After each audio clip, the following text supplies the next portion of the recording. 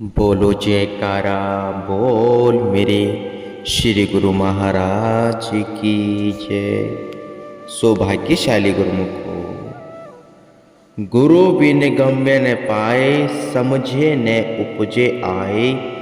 रज्जब पंथी के बिन कौन दिसावर जाए।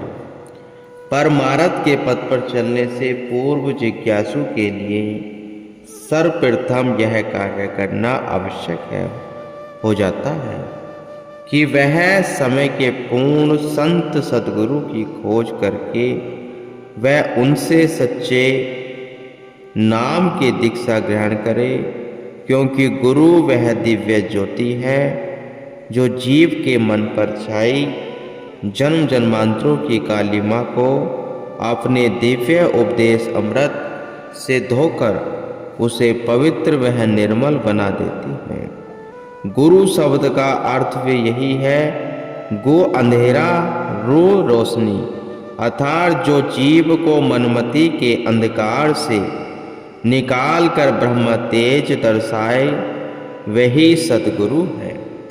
सतगुरु ही जीव को जन्म मरण के बंधनों से मुक्ति दिलाने वाले हैं, क्योंकि ये जीव के गंतव्य स्थान के भेदी होते हैं। इसलिए बिना इनकी सहायता वह कृपा के साधक के लिए मंजिल पर पहुंचना भी कठिन नहीं असंभव है।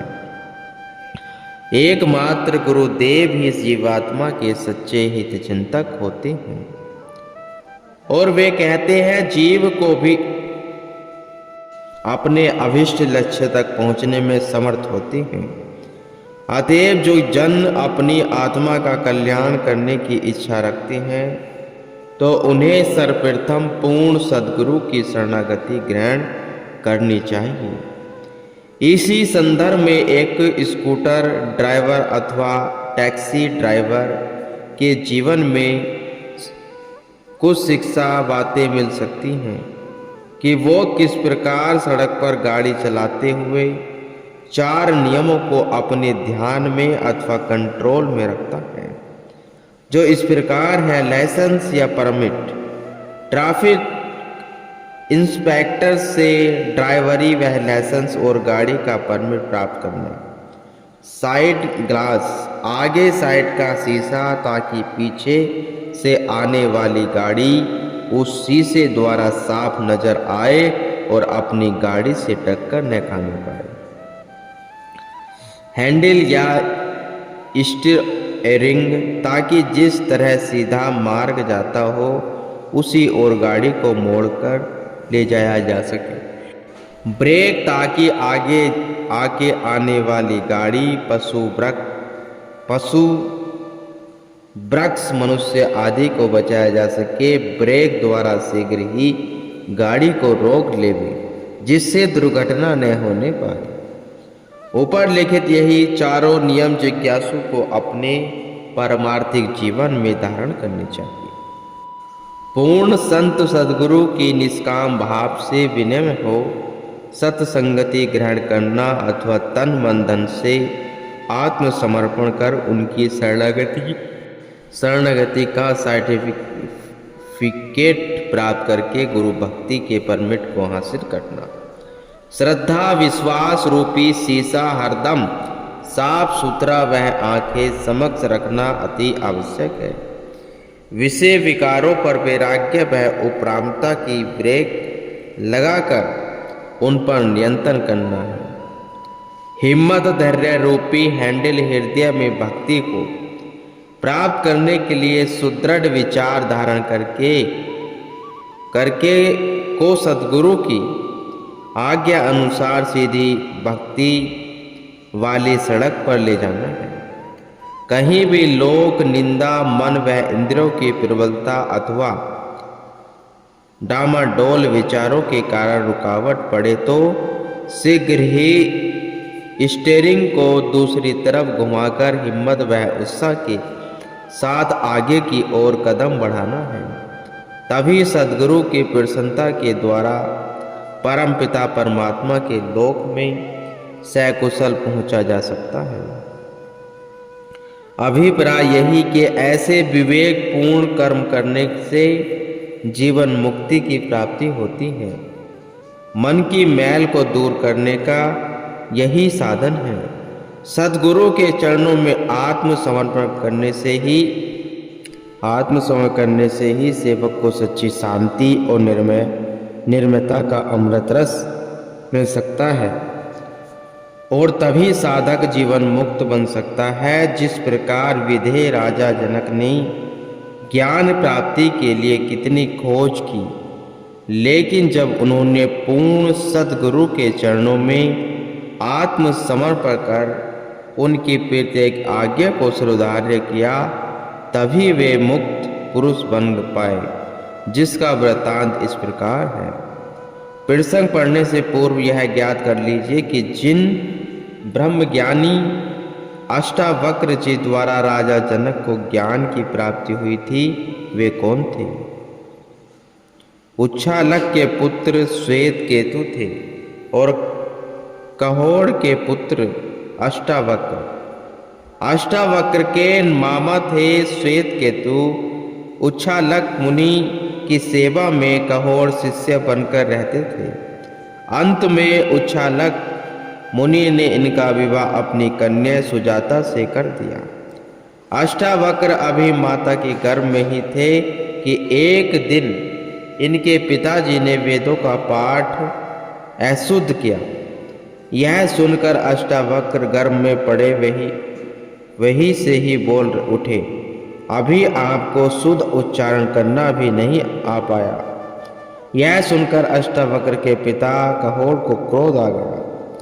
उन्होंने कुपित हो अष्टावक्र को शाप दिया, अरे तू पेट में रहकर ऐसी टेढ़ी बातें बोलता है, अतः तू 8 अंगों से टेढ़ा हो जाए। सो इसी शाप के मिलने के कारण अष्टावक्र जी के शरीर में 8 कोवड़ थे, जिससे वह आगे चलकर अष्टावक्र के नाम से प्रसिद्ध हुआ। अब आगे सुनिए। मिथिलापुरी के महाराजा जनक जी को ज्ञान प्राप्ति की प्रबल इच्छा लगी रहती थी, इसलिए वह अधिकतर प्रतिष्ठित विद्वानों को बुलाकर उनसे ज्ञान प्राप्ति के चर्चा किया करते थे। परंतु जैसा वे चाहते थे, इतनी खोज करने पर भी अभी तक उन्हें वास्तविक ज्ञान की प्राप्ति न हो सकी। अंत राजा जनक ने एक बार अपनी नगरी में यह ढिंढोरा पिटवाया और ऋषि मुनियों के पास निमंत्रण पत्र भिजवाए कि जो कोई विद्वान ऋषि मुनिजन हमें सच्चे ज्ञान की प्राप्ति का साधन बताएगा, उसे मैं गुरु रूप में स्वीकार करूंगा। इसके विपरीत यदि कोई ज्ञान देने में असमर्थ रहेगा तो उसे बंदी गृह में डाल दिया जाएगा। जब यह ढिंढोरा राजा जनक जी ने पिटवा दिया तो घोषणा सुनकर दूर दूर से अत्यधिक संख्या में विद्वान पंडित और ज्ञानी लोग राजा जनक को ज्ञान दर्शाने के लिए आने लगे। प्रत्येक ने अपनी अपनी बुद्धि के अनुसार राजा को ज्ञान दिया, लेकिन कोई भी राजा जनक की कसौटी पर ठीक न उतर सका, जिस कारण राजा का कारावास विद्वानों और पंडितों से भरा जाने लगा। अष्टावक्र के पिता कहोड़ भी एक सुप्रसिद्ध पंडित और ऋषि थे, किंतु दरिद्रता और कंकाली में जीवन गुजार रहे थे। जब उन्होंने यह घोषणा सुनी तो मुंह मांगा इनाम पाने की लालच में वे श्वेत केतु के साथ राजा जनक के राजसभा में आए, परंतु राजा को ज्ञान देने में असफल रहने के कारण उन्हें भी कारावास में डाल दिया गया। अष्टावक्र जी को जन्म लेने के बाद जब अपने पिता के बंदी बनाए जाने की घटना का पता लगा तो वह अपने पिता को राजा जनक के कैद खाने में स्वतंत्र कराने के लिए राज दरबार में पहुंचे। ज्ञानी तो वह जन्मजात से ही थे, उसे जमाने में आज की भांति यातायात के साधन उपलब्ध न थे। अतएव वह पैदल ही चलकर यात्रा करनी पड़ती थी। मिथिलापुरी के दूर होने के कारण अष्टावक्र कई दिनों की कष्टप्रद पथ यात्रा करते हुए मिथिला में पहुंचे और सीधे महाराज जनक की राजसभा के में प्रविष्ट हो गए। अंदर जाकर गुरुदेव के निमित्त बनाए गए सिंहासन पर जाकर बैठ गए। राजसभा लगी हुई थी। सभी अमीर, वजीर, विद्वान, पंडित, दरबारी कर्ण अपने अपने विशेष आसनों पर बैठे हुए थे।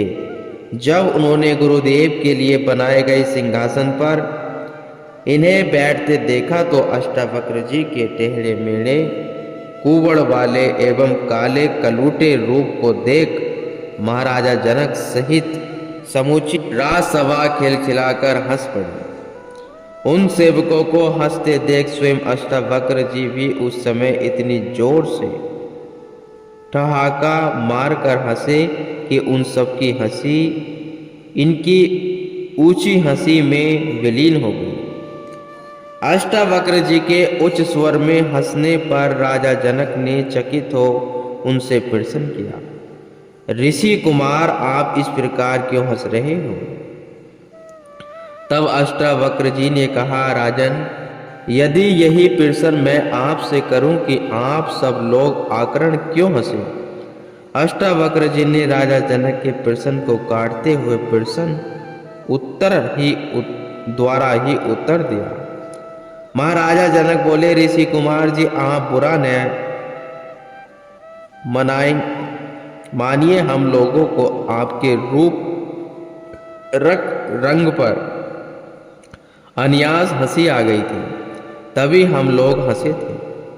प्रति उत्तर में अष्टावक्र जी ने कहा, तो राजन, बस फिर यही उत्तर आप मेरा भी समझ लीजिए।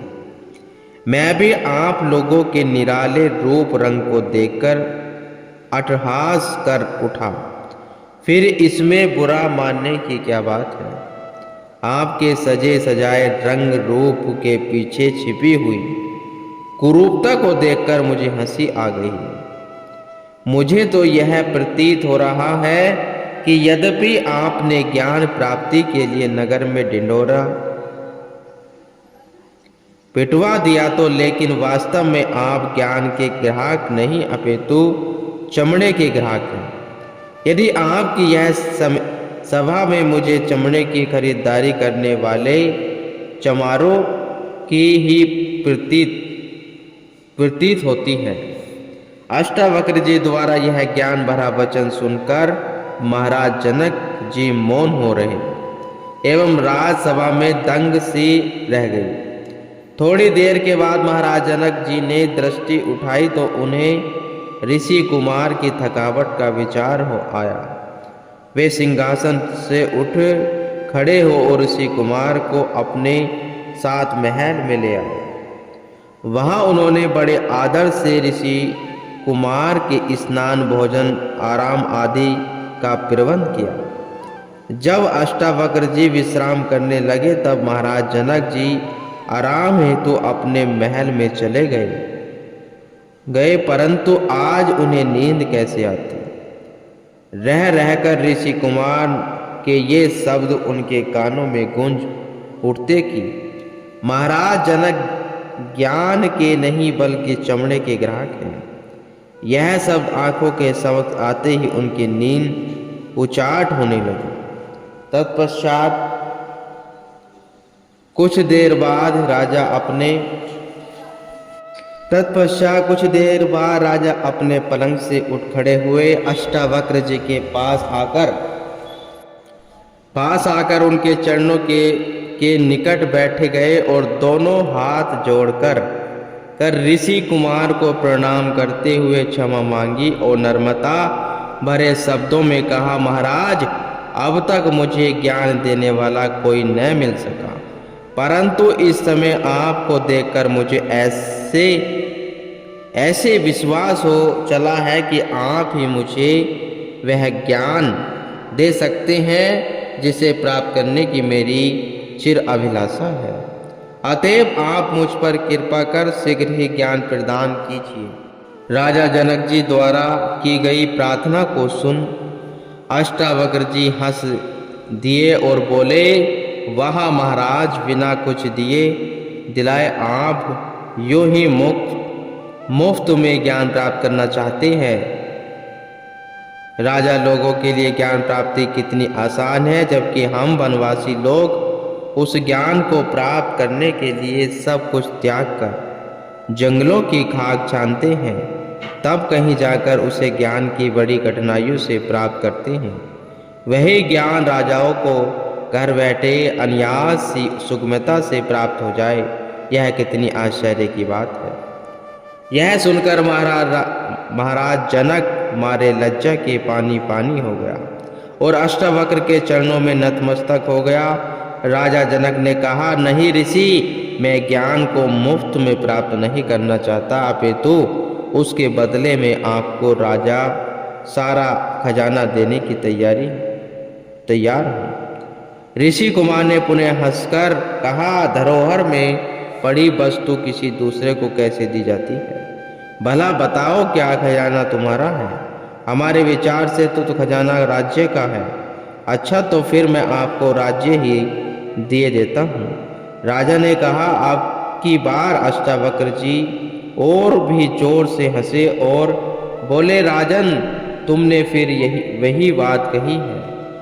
यह राज्य तुम्हारा अपना कहाँ? ऐसे निर्मूल वस्तु जो आज किसी एक की है तो कल दूसरे की है, भला इसे लेकर मैं क्या करूँगा? तब यह शरीर तो मेरा अपना है, यही मैं आपके अर्पण करता हूँ। जनक जी ने सोचकर उत्तर दिया। इस पर ऋषि कुमार ने तुरंत ही कहा, यह शरीर यह मुझे दोगे तो, किंतु इसका भी क्या ठिकाना है? एक तो यह सदा मन के अधीन रहता है, तथा दूसरी बात यह नाशवान भी है। तब जनक जी बोले, तो फिर मैं आपको इस तन वह धन के साथ मन ही समर्पित करता हूँ। जनक जी से यह उत्तर पाना ही था कि अष्टावक्र जी के मुख पर प्रसन्नता के चिन्ह उभर आए। उन्होंने हंसकर कहा, राजन, अब हुई न बात। अच्छा, तो तुम मुझे अपना मन ही संकल्प करके दे दो। तब महाराजा जनक जी ने जल और कुसा लेकर अपना मन अष्टावक्र जी को अर्पित कर दिया। इसके बाद अष्टावक्र जी उठे खड़े और बोले, हाँ राजन, अब तुम ज्ञान प्राप्ति के अधिकारी हो, परंतु अभी तो मुझे जाने की जल्दी है, क्योंकि पिताजी को कारावास से निकालकर घर तक पहुंचाना है। 1 सप्ताह तक मैं लौट आऊँगा, तब फिर तुमको ज्ञान दिया जाएगा। हाँ, इस अवधि में यह कभी मत भूलना कि तुम अपना मन मुझे संकल्प करके दे चुके हो। इतना कहकर वह चल दिए और जाकर बंदी गृह खुलवाया, सभी ब्राह्मणों को स्वतंत्र किया तथा अपने पिता कहोड़ ऋषि वह मामा श्वेतकेतु को लेकर अपने आश्रम पर लौटा। मार्ग में समंगा नदी के समीप से गुजरने पर उन्हें पिता ने कहा, बेटा, तुम इस नदी में स्नान कर लो। तो वैसा करने पर अष्टावक्र जी के सारे अंग स्वस्थ हो गए। उधर अष्टावक्र जी के चले जाने के बाद राजा जनक जी की मन स्थिति अजब थी। जब किसी काम को करने के लिए मन कहता तो सोचने लगे जाते कि मन तो ऋषि कुमार को दे चुका हूँ। इस प्रकार सहने उनके मन का सब कारोबार ठंडा पड़ने लगा। 1 सप्ताह के बाद जब अष्टावक्र मुनि लौटे तो महाराज जनक बेचैनी से उनकी प्रतीक्षा की घड़ियां गिन रहे थे। ऋषि जी ने आते ही पूछा, क्यों राजन, कहो क्या हाल है? जनक जी ने उत्तर दिया, महाराज, क्या बताऊं, अपना मन आपके अर्पण करके मैं भी किसी काम के करने योग्य नहीं रह गया हूँ। यहाँ किसी काम करने के लिए सोचता हूँ तो यही बात आड़े आ जाती है कि मन तो आपको दे चुका हूँ, फिर सोचना और संकल्प करना कहाँ शेष रहा।